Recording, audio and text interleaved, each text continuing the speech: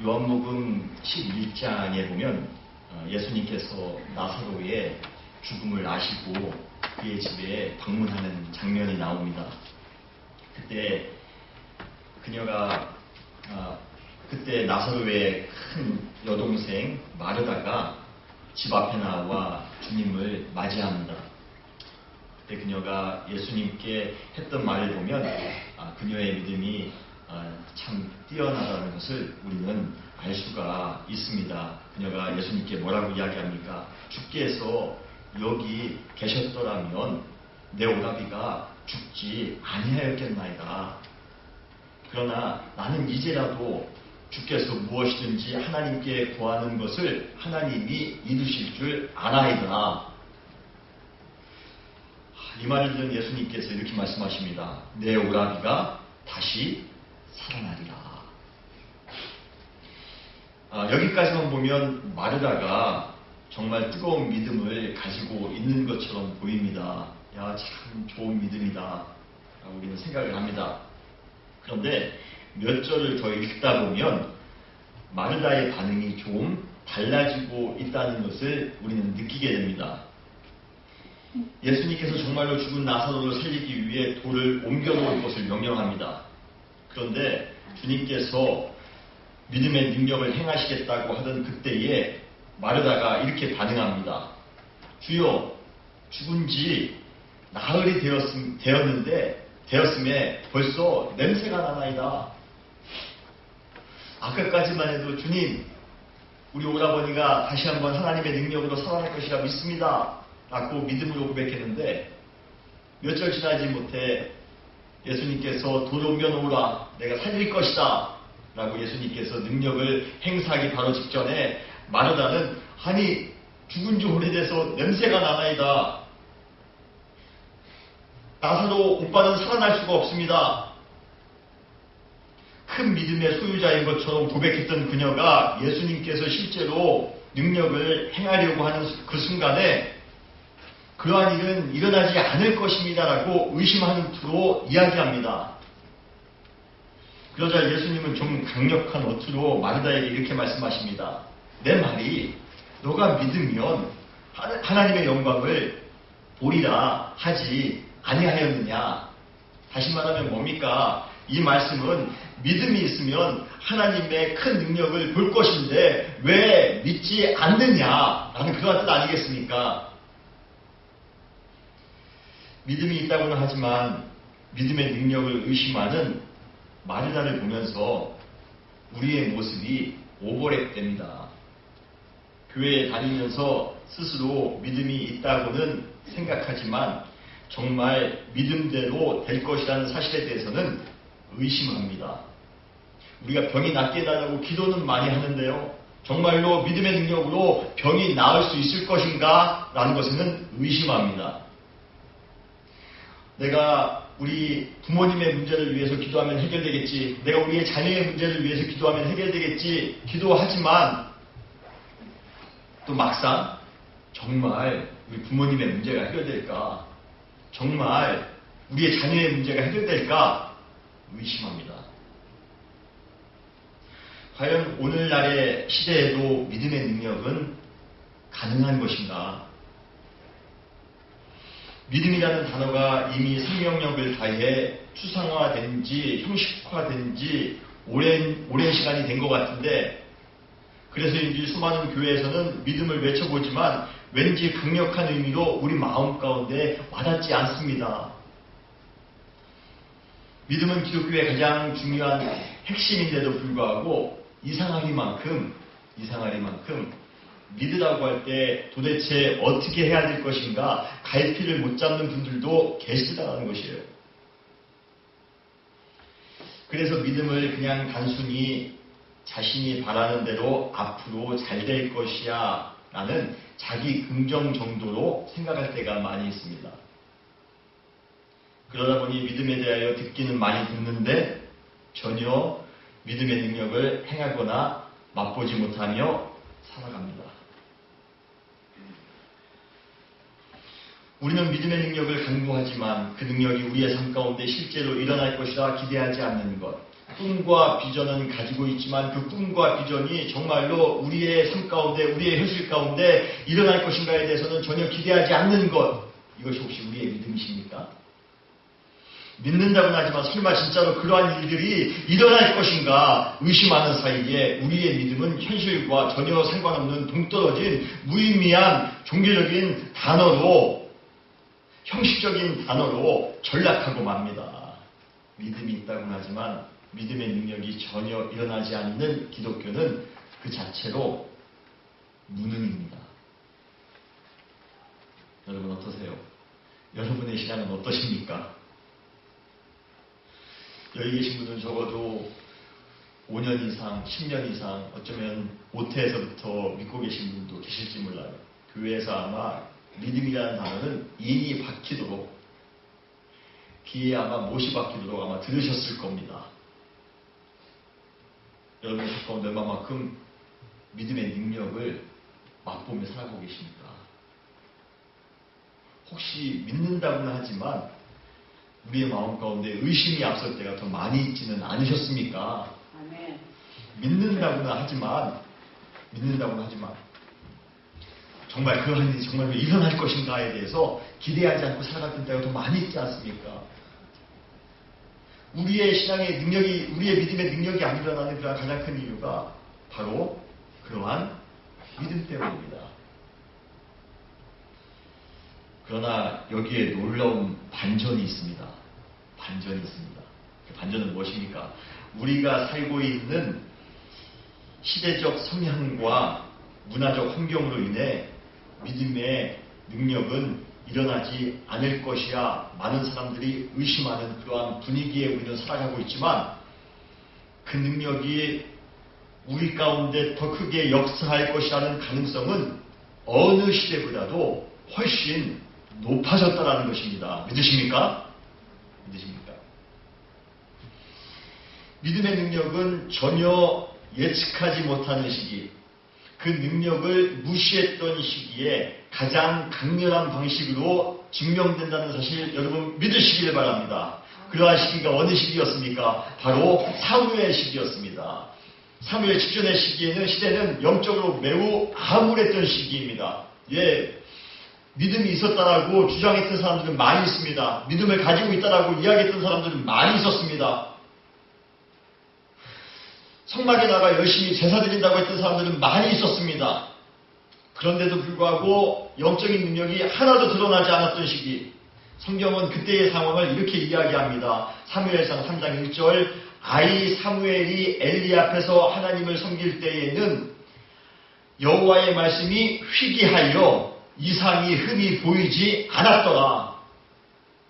하나님의 능력이 하나도 드러나지 않았더라라고 이야기하고 계십니다. 그러나 믿음의 능력이 전혀 일어날 것 같지 않은 시대에 하나님은 사무엘을 통해 믿음의 능력을 더욱 강력하게 이루셨습니다. 지금 우리가 살고 있는 시대, 사방을 둘러보아도 믿음의 능력이 일어날 가능성이 매우 희박해 보입니다. 과학을 의지하죠. 수학을 의지하죠. 세상의 문화를 의지하죠. 세상의 가치를 의지하죠. 어떻게 우리가 하나님을 믿으면서 믿음으로 말미암아 이 시대 가운데 우리가 하나님의 능력을 이룰 수가 있겠습니까? 라는 사람들이 많은 시대를 살아가고 있습니다. 인본주의 사상과 세속주의적 가치가 믿음의 능력을 강하게 부인하며 의심하는 시대입니다. 부인만 합니까? 의심만 합니까? 반박합니다. 그리고 적대감으로 도전까지 합니다. 그러나 역으로 그러한 시대일수록 믿음의 능력이 강하게 역사하실 것이라 여러분 믿으시기를 바랍니다. 믿음이 가장 없어 보이는 시기, 정말 믿음의 능력이 하나도 일어나지 않을 것 같은 시기에 사무엘이 등장했습니다. 수많은 선지자가 등장했습니다. 우리 시대에 믿음의 능력이 하나도 일어날 것 같지 않은 시대라 할지라도 이 시기에 하나님의 믿음의 능력이 반드시 동원될 것이라 여러분 믿으시기를 바랍니다. 하나님은 약한 자를 들어 강한 자를 부끄럽게 하시는 분이십니다. 마찬가지로 영적으로 가장 연약할 것 같은 시기에 강할 것 같은 그 시대의 사탄의 계략과 시대의 오류를 부끄럽게 하실 것이에요. 저는 믿습니다. 바로 이것이 믿음이 가장 천대받고 있는 지금 우리 시대에 오히려 믿음을 업그레이드 시키며 살아가야 될 이유입니다. 제가 여러분들에게 우리가 믿음을 업그레이드 해야 됩니다 라고 이야기하는 이유가 바로 이때가 믿음의 능력이 가장 아름답게 가장 능력 있게 일어나는 시기가 될 것이기 때문입니다. 오히려 우리가 믿음의 능력을 더 기대하며 살아가셔야 되지 않을까요? 그렇다면 우리 시대의 믿음의 능력이 잘 일어나지 않는 것처럼 보이는 이유가 뭐겠습니까? 아까 말씀드렸던 것처럼 우리 시대의 믿음의 능력이 잘 안 일어난다고 제가 말씀을 드렸다면 그렇게 일어나지 않는 것처럼 보이는 이유가 있습니다. 그 이유는 바로 믿음의 열매가 없기 때문입니다. 믿음의 열매가 없는 시대, 믿음의 열매가 없는 가정, 교회, 공동체, 여러분 믿음의 능력이 일어날 수가 없습니다. 지금까지 기독교 안에 종교적 열심은 좀 있었습니다. 그 열심 때문에 눈에 보이는 성과도 있었습니다. 많은 사람들이 교회에 모입니다. 큰 교회도 지었습니다. 큰 기도원도 지었습니다. 큰 선교센터도 지었습니다. 어떻게 보면 굉장히 부흥한 것처럼 보입니다. 한 분 한 분을 보아도 마찬가지입니다. 한 분 한 분 성도님들을 봐도 기도를 좀 하는 것 같습니다. 봉사도 하는 것 같습니다. 신앙적으로 볼 때 별 문제 없는 것 같습니다. 주일 성수도 열심히 합니다. 헌금도 열심히 드립니다. 그런데 그러한 모든 것과 상관없이 믿음의 열매가 없다면 그것은 믿음에 있어서 큰 문제가 아닐 수가 없다는 것입니다. 마태복음 7장에 보면 모든 기독교 성도들에게 아주 끔찍한 구절이 나옵니다. 저는 이 구절을 읽을 때마다 얼마나 마음이 두근거리는지 모릅니다. 바로 마태복음 7장 22절로 23절입니다.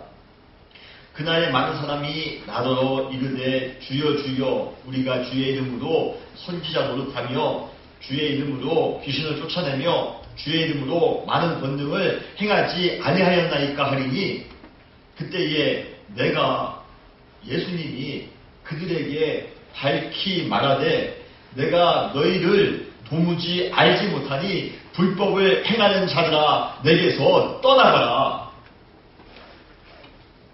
아무리 종교적인 열심을 가졌다 할지라도 우리의 삶 가운데 믿음의 열매가 없다면 믿음의 능력을 절대로 이루며 살 수 없습니다. 우리는 항상 기도해야 돼요. 분별력을 가질 수 있도록 기도해야 됩니다. 열매를 맺을 수 있는 신앙이 무엇일까? 열매를 맺지 못하는 신앙이 무엇일까? 그러한 분별력이 필요한 시기입니다.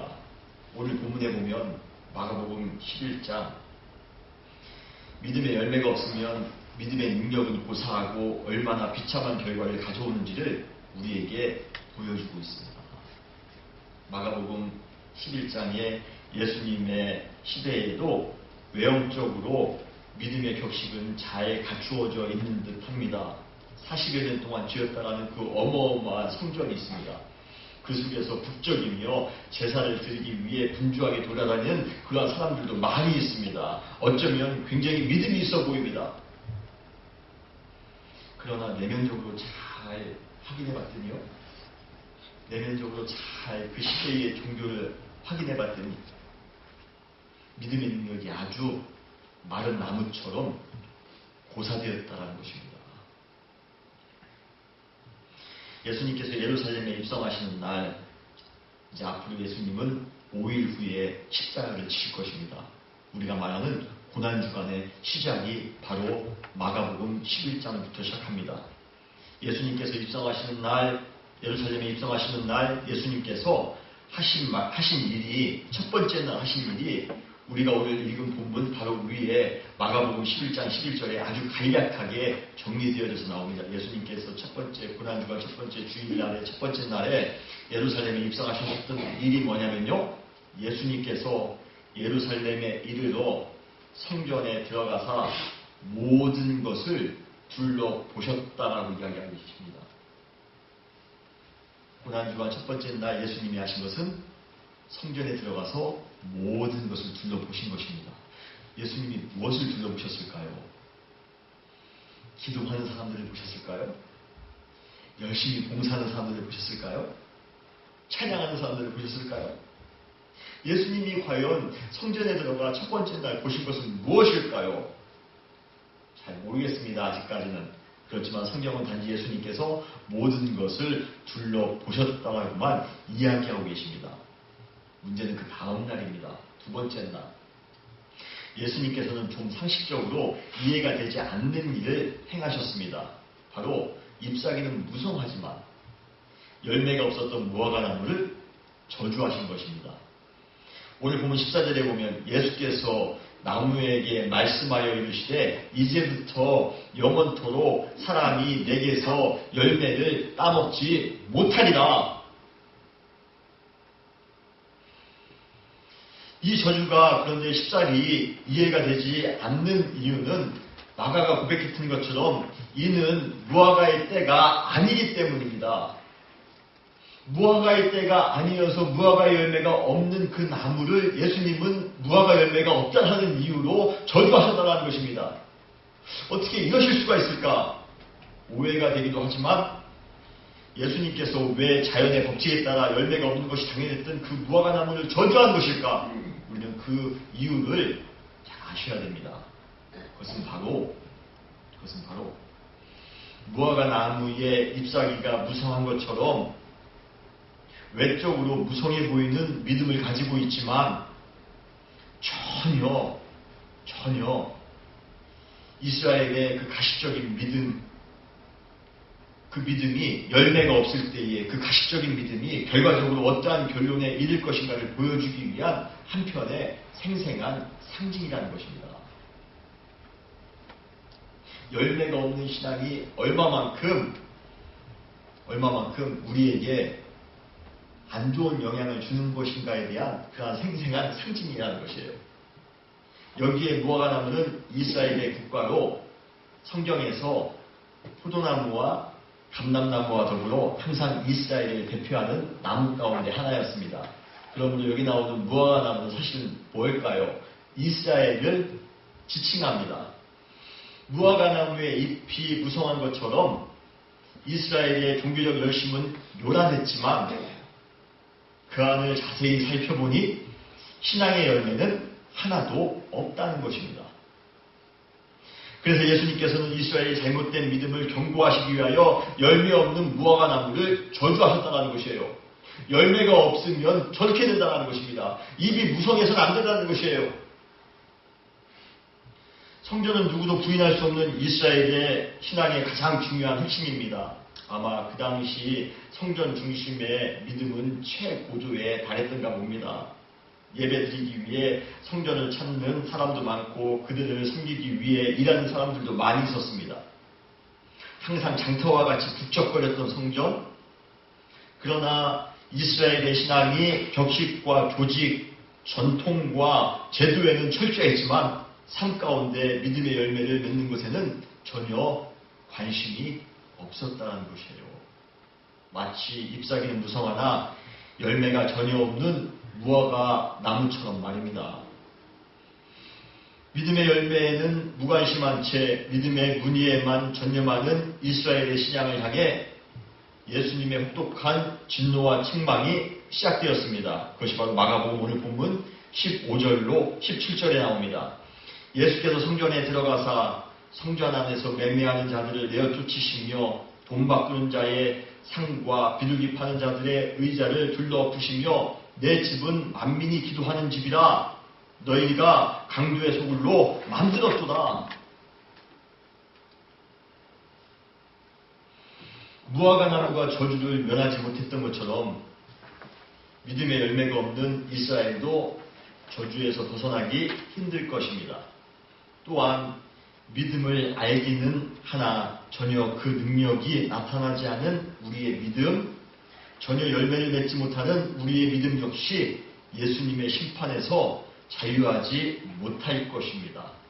믿음의 열매가 없다면 우리의 종교적인 열정에도 불구하고 우리의 믿음은 하나님으로부터 어떻게 해요? 거부될 것입니다. reject.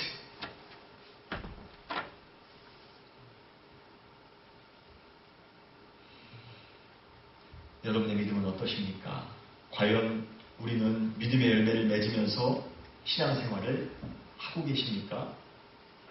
혹시 여러분도 잎사귀는 무성하지만 외적으로 볼 때 화려해 보이고 깔끔해 보이지만 혹시 신앙의 열매는 잘 맺고 계십니까? 우리의 삶 가운데 믿음의 열매가 없다면 그 신앙은 비극입니다. 저는 우리 은혜교회가 열매가 있는 교회가 됐으면 좋겠습니다. 믿음의 열매, 신앙의 열매, 성령의 열매를 맺는 교회가 되기를 주님의 이름으로 축원합니다. 그러한 믿음의 열매가 없다라면, 성령의 열매가 없고 신앙의 열매가 없다라면 우리도 우리의 믿음이 하나님으로부터, 예수님으로부터 reject, 거부될 수도 있다라는 것입니다. 그렇다면 믿음의 열매를 맺기 위해 우리는 어떻게 해야 될까요? 여러분들에게 세 가지 간단하게 말씀을 드리겠습니다. 첫 번째 답은 매우 간단합니다. 당연합니다. 어떻게 합니까? 우리가 믿음의 능력을 하기 위해서는 하나님을 믿어야 합니다. 베드로가 뿌리째 마른 무화과나무를 보면서 놀라고 있을 때 예수님은 그에게 그 답을 아주 간단 명료하게 말씀하십니다. 뭐라고 말씀하십니까? 하나님을 믿으라. 베드로가 지금 주님, 지금 무화과나무가 뿌리째 말랐습니다. 이게 어떻게 된 일입니까? 예수님의 설명은 아주 간단합니다. 하나님을 믿으라. 믿음이 필요하다는 것이에요.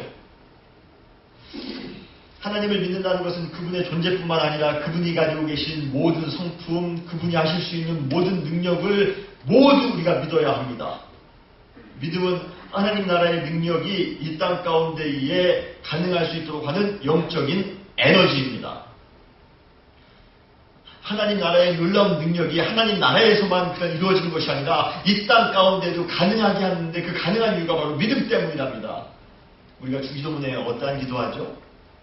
주의 뜻이 이미 하늘에서 이루어진 것처럼 이 땅에서도 이루어지기를 원하나이다. 하나님의 뜻이 이루어지는 것, 이것이 바로 믿음의 능력인 줄 믿으시기를 바랍니다.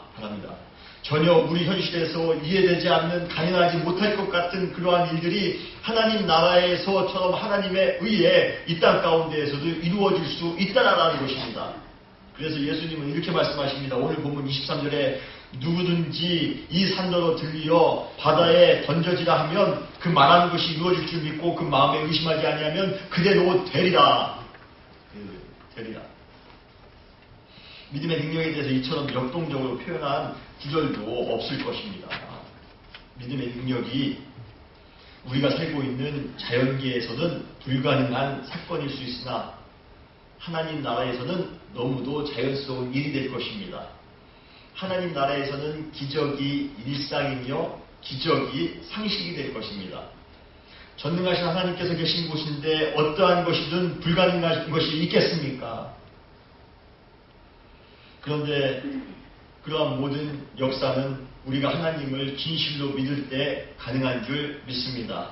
천지를 창조하신 하나님, 못하는 것이 전혀 없으신 하나님, 모든 질병을 고치시는 하나님, 우리의 모든 미래를 아시는 하나님, 그 하나님을 믿을 때 하나님 나라의 능력이 우리가 살고 있는 이 현실 가운데, 우리의 삶 가운데 그대로 이루어질 것이라는 것이에요.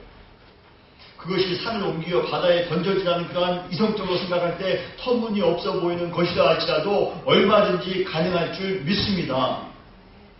은혜교회가 세상을 변화시키는 교회가 될 것입니다 라고 이야기할 때 여러분들은 어떻게 우리가 큰일 할 수 있겠습니까?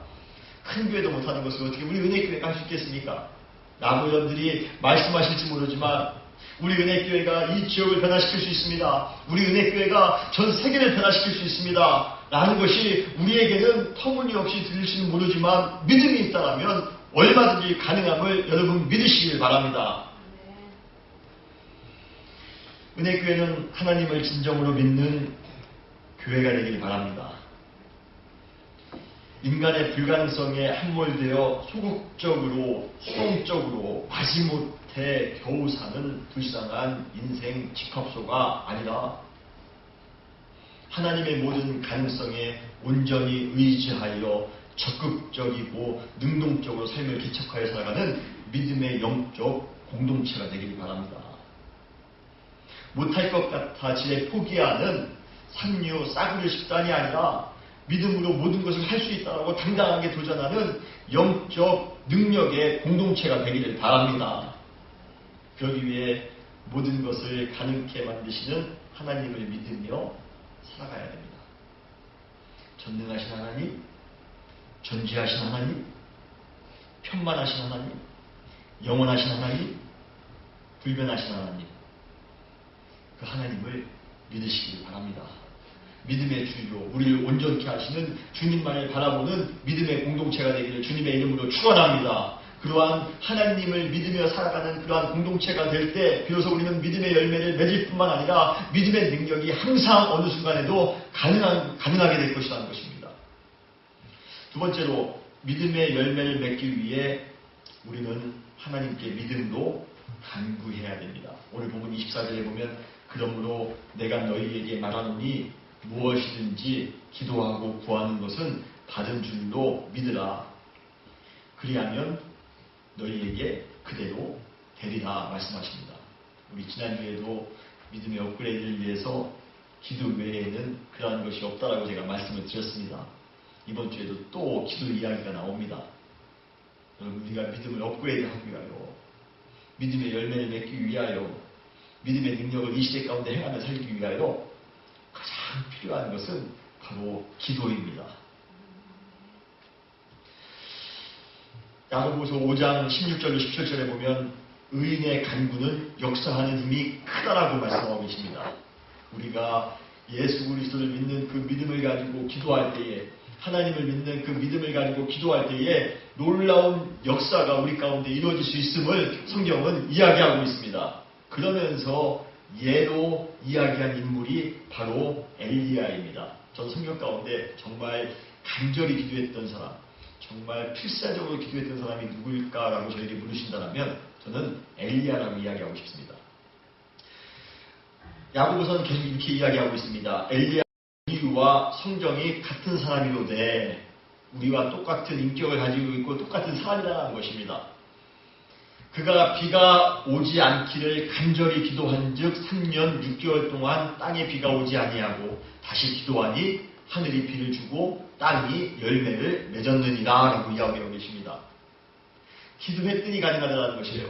엘리야는 우리와 똑같은 사람이지만 기도할 때 하나님의 능력이 일어났다는 것입니다. 우리도 기도한다면 우리는 공부를 많이 못했을 수도 있습니다. 우리가 힘이 좀 부족할 수도 있습니다. 우리가 좀 여러 가지 가진 것이 없을 수도 있습니다. 그럼에도 불구하고 하나님을 믿는 믿음으로 여러분들이 기도하신다면 엘리야가 이루었던 것만큼이나 위대한 일들을, 놀라운 믿음의 능력을 우리의 삶 가운데, 우리의 교회 가운데 이루실 줄 믿으시기를 바랍니다. 믿음의 열매는 나의 힘으로 맺을 수 없습니다. 기도할 때 가능한 줄 믿으시기를 바랍니다. 하나님께서 모든 것을 하실 수 있습니다라고 우리가 믿고 기도하시길 바랍니다. 정말 믿음으로 구했더니 하나님께서 이루어 주셨습니다라는 그런 믿음의 간증이 우리 가운데 있기를 원해요. 특별히 우리 가운데 삶의 고통이 있으신 분들이 계시다면 기도를 통해 믿음의 지수를 충전하셔야 됩니다. 삶의 문제가 해결되기 때문에 삶의 고통이 사라지는 것이 아니라 우리의 믿음이 강해졌기에 삶의 고통을 극복할 수 있는 것입니다. 우리에게 가장 중요한 것은 믿음의 기도를 하는 것입니다. 우리가 믿음을 통해, 우리 기도를 통해 믿음을 업그레이드 시킬 때 그때 비로소 믿음의 열매가 가능합니다. 요즘 제가 기도에 대한 그런 영적 부담감이, 아까 제가 광고 드릴 때에도 우리 같이 기도합시다. 우리 교회가 한 마음으로 기도합시다. 제가 여러분들에게 말씀을 드리는 이유는 우리 교회에 가장 무엇이 필요할까라고 기도할 때마다 제 마음에 느끼는 것이 함께 모여 기도하는 것이 참 중요하다는 것을 제가 영적으로 느낍니다. 그래서 제가 참 기도에 대한 그런 부담감이 요즘 많이 있습니다. 우리 은혜교회가 또 한 번 믿음의 능력을 이루는 그러한 교회가 되기 위하여 우리 함께 기도합시다. 여러분의 가정이 또 한 번 믿음의 가정이 되어 믿음의 능력이 일어나는 그러한 가정이 될 수 있도록 여러분 기도하시기 바랍니다. 여러분의 미래를 위하여 기도하시기를 바랍니다. 우리의 삶을 위하여 기도하시기를 바랍니다. 우리 시대에 지금 기도가 필요한 시대 아닙니까? 우리 민족에, 우리 국가에 지금 기도가 필요한 시대 아니겠습니까? 지금 우리 민족에는 정치적인 능력으로 해결될 수 없습니다. 경제적인 능력으로 어떤 지식이 있는 사람들이 모여서 지금 국가의 문제를 해결할 수가 없습니다. 주님께서 우리를 긍휼히 여기사 주님이 우리 민족 가운데 함께 하시고 그러한 것을 믿음으로 말미암아 우리 국가의 문제가 해결될 수 있음을 믿습니다. 그렇게 되기 위하여 가장 중요한 것이 무엇입니까? 기도하셔야 됩니다. 기도하는 그러므로 말미암아 그 능력으로 또 한 번 믿음의 역사를 이루며 살아가는 우리 은혜교회 살아가는 성도님들 되시기를 주님의 이름으로 축원합니다. 세 번째로 믿음의 열매를 맺기 위해 우리가 해야 될 것은 사랑을 통해 용서하셔야 됩니다. 용서하셔야 됩니다. 믿음의 능력은 종교적인 열심을 통해서라기보다는 용서할 수 없을 것 같은 사람을 용서할 때 얻어질 수 있습니다. 결국 믿음의 능력은 교회에서보다 여러분의 삶 가운데에서 실제적으로 실천함으로써 얻어지는 믿음의 능력, 믿음의 열매, 이것을 통해 가능하다는 것입니다. 산을 옮겨 바다에 던져놓은 것 같은 그런 엄청난 능력은 40일 금식기도 했다고 해서 100일 철야기도 했다고 해서 수많은 부흥회를 다니고 수많은 산기도를 다닌다고 해도 그런다고 해서 생기는 것이 아닙니다. 예, 생길 수는 있습니다만 그것이 다가 아닙니다. 진정한 믿음의 능력, 산을 옮길 수 있는 진정한 믿음의 능력은 서로 사랑하는 마음으로 용서할 때 믿음의 열매가 맺혀지는 줄 여러분 믿으시길 바랍니다. 기도만 한다고 해서 되는 게 아니에요. 찬송만 많이 한다고 해서 되는 것이 아닙니다. 정말 내가 사랑으로 누군가를 사랑하고 있는가? 내가 사랑으로 누군가를 용서하고 있는가? 여러분 어떠십니까? 우리가 열심히 기도도 하는 것 같고 교회에 열심히 다니는 것 같기도 하고 봉사도 열심히 하는 것 같은데 왜 하나님 나라의 능력이 나의 삶 가운데 동원되지 않는가? 그리고 매일 한계에 부딪히는 삶을 살고 있는 것인가? 그 이유는 단 하나입니다. 우리 안에 사랑이 없기 때문에 그렇습니다. 사랑으로 용서하지 못하기 때문에 그렇습니다. 사랑으로 용서하지 않을 때 우리의 믿음의 능력은 nothing, 허사가 될 수가 있습니다. 요한일서 5장 20절에 보면 정확하게 말씀하십니다. 누구든지 하나님을 사랑하노라 하고 그 형제를 미워하면 이는 거짓말하는 자니 보는 바 그 형제를 사랑하지 아니하는 자는 보지 못하는 바 하나님을 사랑할 수 없느니라 라고 이야기하고 있습니다. 하나님을 믿는다고요? 하나님을 믿는 마음으로 기도했다고요? 40일 동안 기도했습니까? 밤을 지새워가면서 기도했습니까? 그런데도 불구하고 목사님 나의 삶 가운데 전혀 믿음의 역사가 일어나지 않고 있습니다. 믿음의 능력이 일어나지 않고 있습니다. 왜입니까? 사랑으로 용서하지 않기 때문에 그렇습니다. 사랑으로 형제를 용서하지 못합니다. 그렇기 때문에 하나님을 향한 믿음이 원천 무효가 된다는 것입니다. 거기에 하나님의 능력이 역동적으로 우리의 삶 가운데 일어나지가 않습니다. 이 세상에서 가장 크며 아름다운 믿음의 능력은 무엇인가? 라고 저에게 물어보신다면요. 저는 이렇게 말씀드리고 싶습니다. 가장 큰 믿음의 능력은 암병이 낫는 것이 아닙니다. 사업이 갑자기 잘 되는 것, 우리의 자녀가 갑자기 잘 되는 것, 그것이 믿음의 능력이 아닙니다.